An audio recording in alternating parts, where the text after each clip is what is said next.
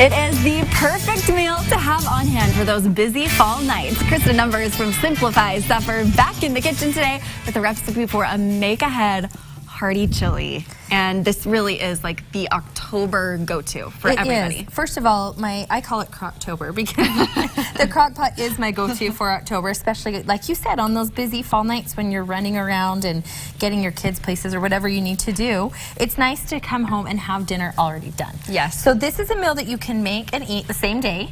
You would just cook it for 6 to 8 hours in your crock pot, and it starts with, in the crock pot, I already have 2 15-ounce cans of, trying to tip it up so you can see but not spill I think they could probably see it. They'll get a shot. Sauce. Yeah. And then I have already sauteed the onion, the garlic, and the green pepper. So diced and seeded those. Okay. And how long did you saute for? 4 or 5 minutes, just till they're translucent. And then the reason that I took them out and transferred them to the crock pot is because you need to cook your ground beef or your ground turkey or whatever it is that you want to use as your meat base.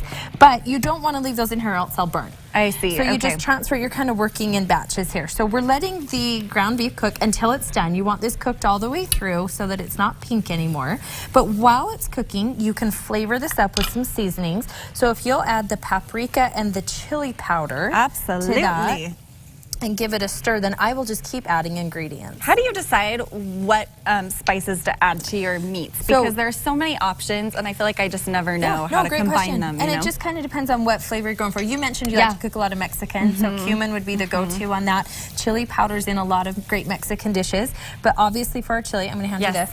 We want the chili powder, and then I love smoked paprika. It just infuses it with flavor. So those are the two, and a little bit of salt and pepper. Exactly. Yeah, it's perfect. It truly is comfort food, which, you know, I did a little research on that term, comfort food.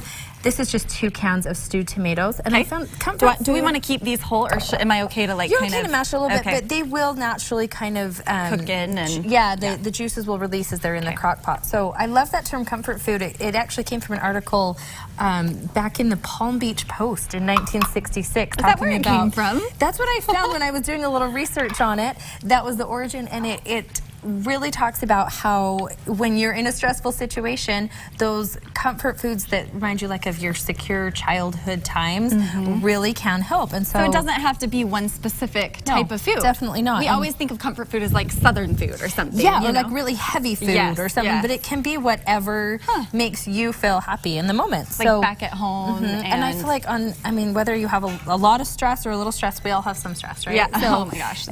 Let's be real here. So chili is just one of those great dishes. Now that was some parsley, just flat leaf, about a cup, but I'm reserving some because I want to use it as garnish at the end.